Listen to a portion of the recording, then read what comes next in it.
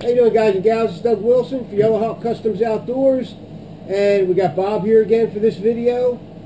Bob is going to show you some basic safety equipment for kayaking, whitewater rafting, canoeing, whatever, right? You're on the water. This is water stuff, okay? So if you guys stay tuned, we're going to get right to it.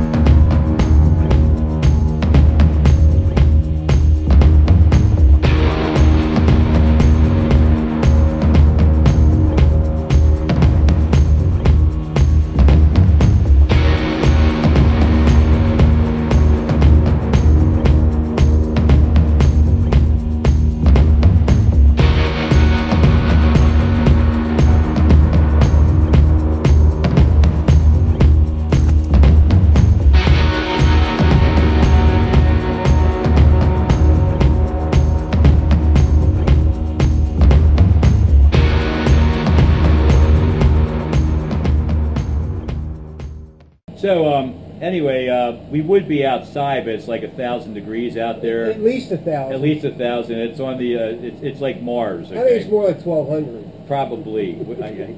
Anyway, I've been doing some outdoor stuff, getting back into kayaking again. Just bought another kayak, and I'm trying to get my other kayak from my ex that she's been holding on to for me, so I can get my new wife into kayaking. Anyway, no, she showed an interest, man. But anyway, Really? yeah, she did. Good. So anyway, Doug's been doing some kayaking with Dr. Mason and doing some camping. This fall, I have some old routes and all in Pennsylvania and in upstate New York that I used to do back in the late 70s, 80s when I used to be a trip counselor with the boys clubs. That meant I did all the work. I lugged the canoes, I put up the tents, I started the fires, I chopped the wood, because you were taking like... It was the water boy. Yeah, it was the greenhorns were going. Anyway, so I'm glad that my now wife got hot about it, and she took her canoe, and we were up at Lake Redmond in PA, we were up at Lake Marburg in Cador State Park, and we even have a nice big lake in Griffin Pinchot. They're all within an hour and a half of where we live. So it's open water. Sometimes you get into the inlet, so forth and so on. Anyway, rather than belabor that point, I'm getting back into boating. Okay, and it's easier for us. Me too. It's easier for us older guys. Yeah. We don't have to drag it on our Right. backs. There it is. And we can put it Let in a the boat carry the and weight. the boat and the current. And they also have shelters along the way. We got to drive a ways, but we'll do a 5-day, we'll do a 6-day, or whatever. Right. So look forward to that. Okay. Anyway, some of the basic things I'd like to talk about as far as safety on a boat. Okay, of any type, size, whatever. First of all, Mostly recreational, Yeah. kayaking, canoeing. you should have a Coast Guard approved PFD, personal flotation device. Okay, this is mine.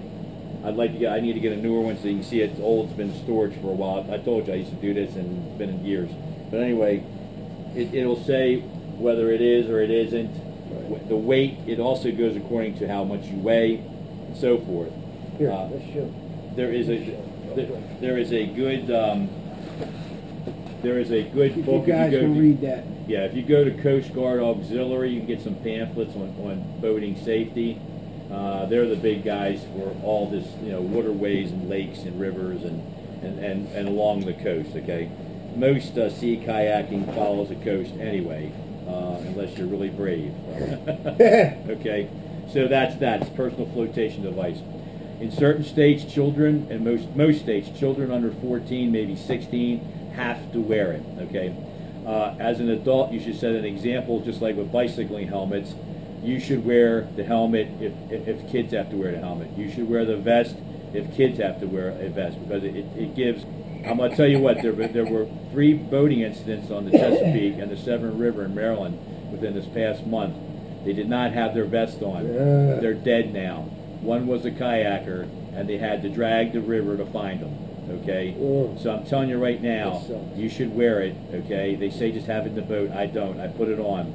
Also, bright colors. You'll notice that I have reds and oranges and everything else, because if you're under turquoise or green or dusky water, they won't find you if you're wearing OD green or whatever. You want bright colors, just like when you're bicycling. Okay, so personal flotation device. It should fit you well. You should be comfortable in it.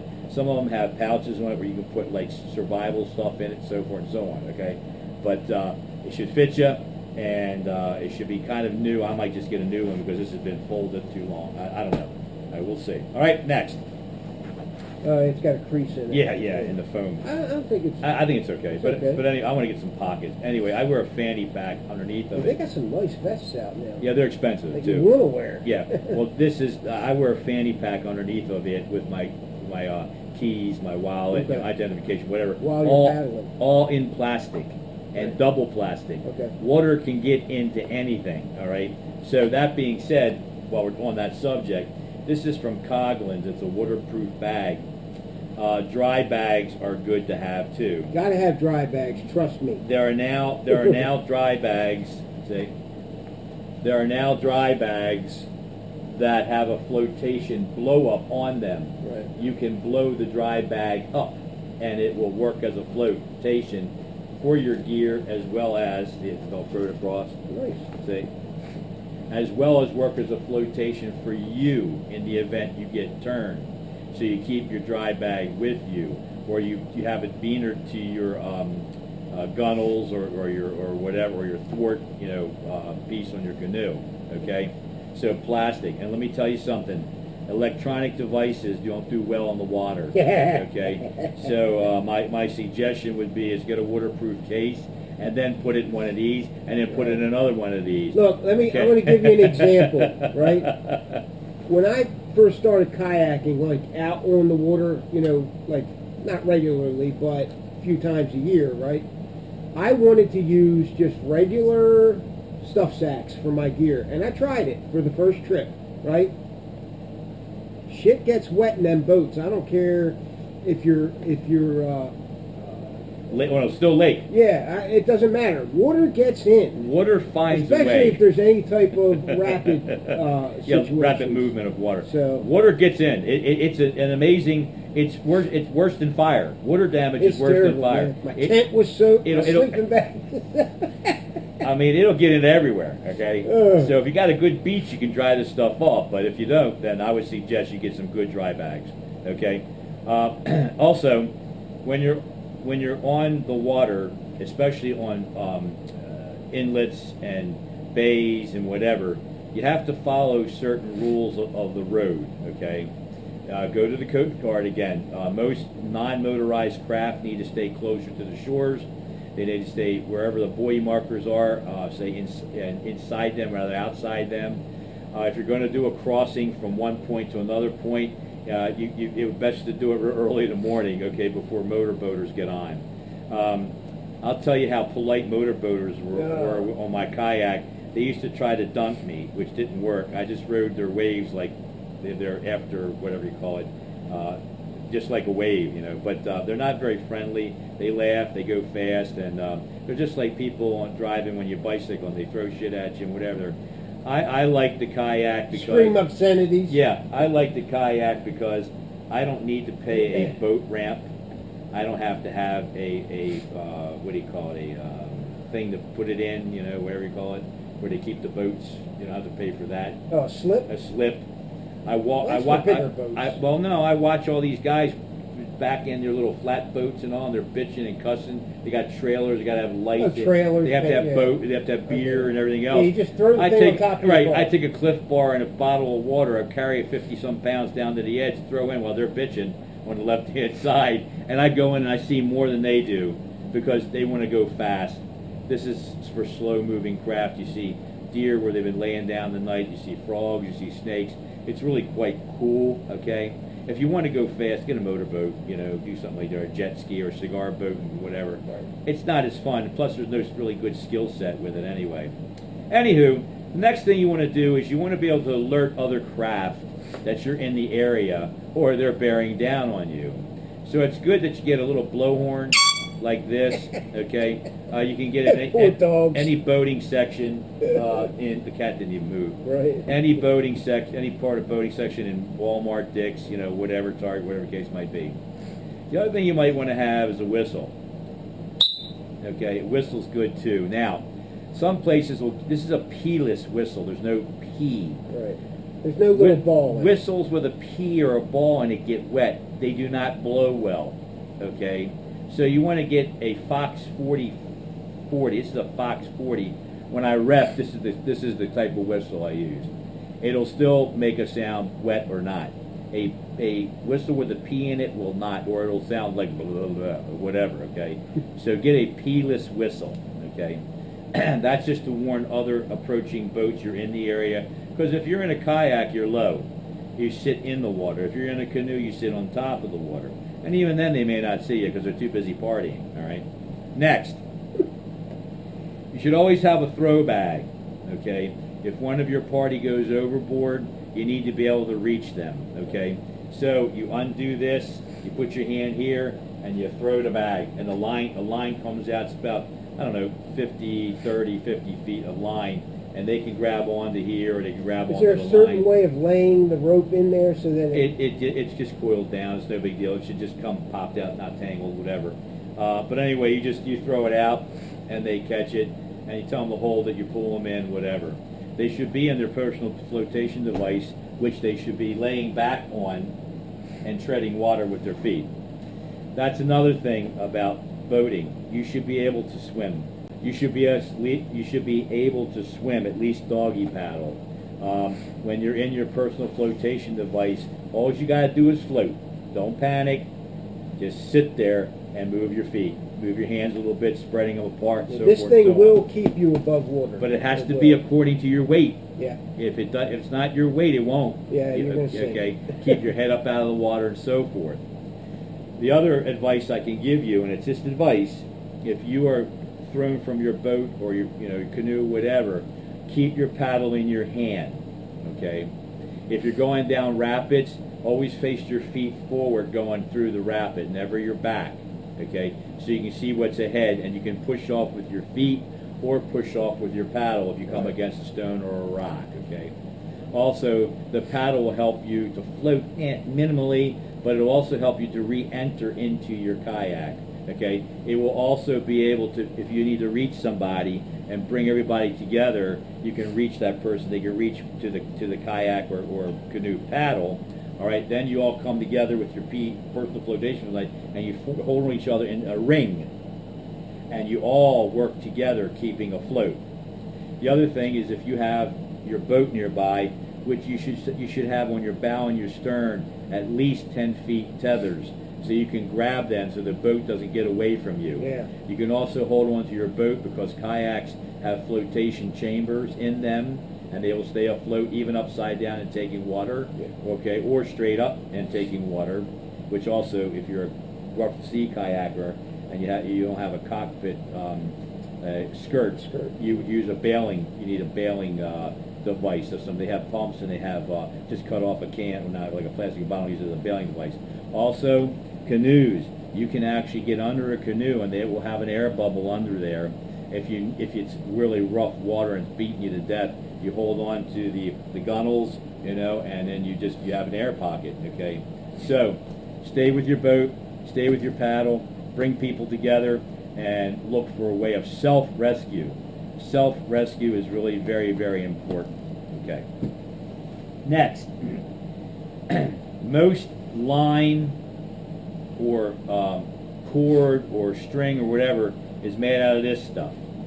It's plastic. Nylon. Okay. It's a nylon, polyethylene, Spun plastic, polypropylene, whatever it is. Okay. All right. This is a rescue strap that I'm just going to show you. It's smooth. You see. tubular. Right? It's tubular. It's from repelling. Most knives that have a straight edge will slip off of this. They may cut it a little bit, but they can't catch it. Okay, you got to catch nylon, and when nylon is wet, it with a regular edged knife, it doesn't cut well.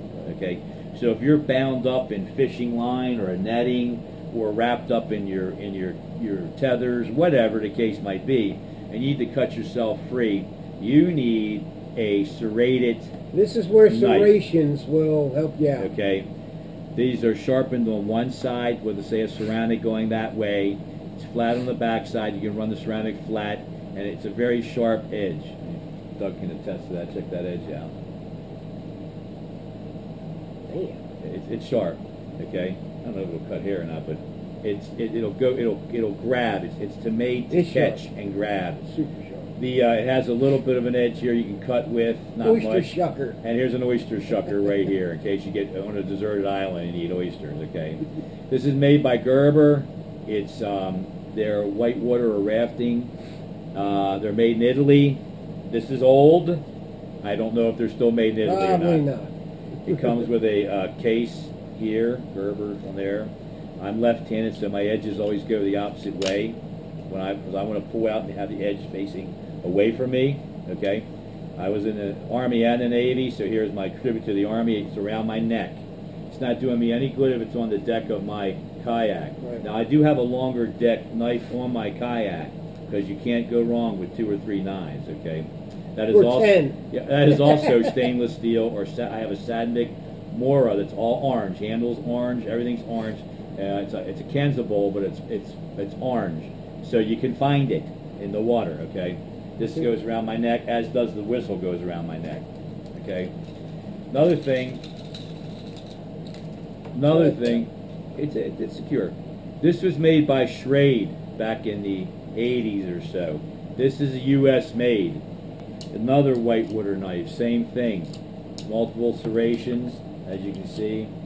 A little more of a blade here, okay, and a oyster shucker. All right, but you can see how thick that is. That's almost a full tang type knife encased in plastic. All right, this comes in a sheath that clips like so. It locks in. You have to press the button. Okay, you have to press the button to get it out. It can be taken out of this nylon sheath and worn through a belt. I keep it all together. That's pretty nice. Okay. How old is this?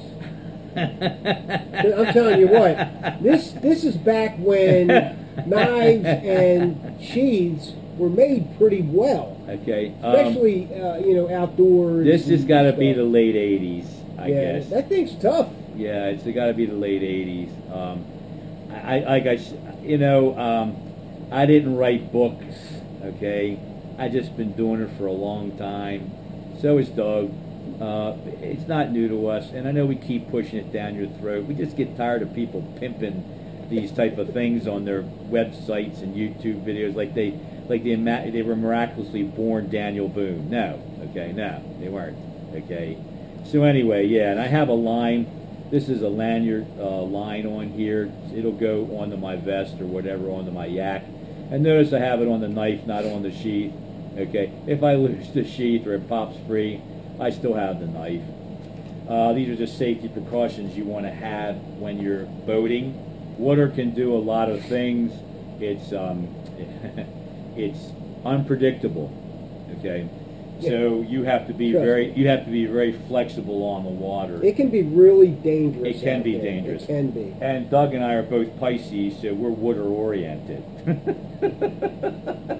So, Hey, the whole 9 months I was in my mom's belly, nothing but water. nothing but water, right? Yeah. So anyway, these are just a few tips. Remember, personal flotation device. Okay.